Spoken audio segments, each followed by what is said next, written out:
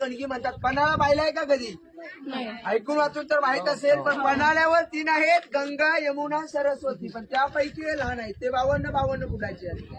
जर रायगडाला कुणी वेढा मारला तर इमर्जन्सी धान्य पुरळ असं धान्य या ठिकाणी ठेवलं जायचं. पण छत्रपती शिवाजी महाराजांनी आणि शिवाजी महाराजांच्या काळामध्ये या ठिकाणी धान्याचाच उपयोग केला. कारण ज्या वेळेला पेशवे गडावरती आले ना, त्यावेळेला पेशवानी कैद्यांचा वापर केला.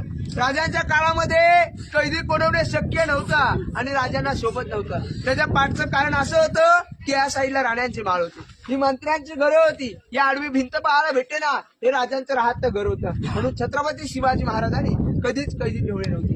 याची पहिल्याची उंची 22 फूट, दुसऱ्याची 20, तिसऱ्याची 15 असे धान्याचे कोटर आहेत. जर रायगडाला वेढा मारला तर इमर्जन्सी धान्य 6 महिने धान्य पुरळ असे धान्य या ठिकाणी ठेवले जायचे. कारण वेढा मारला तर जाण्या येण्यासाठी शक्य एकच होतं, तो किल्ल्याचा मेन गेट, महादरवाजा.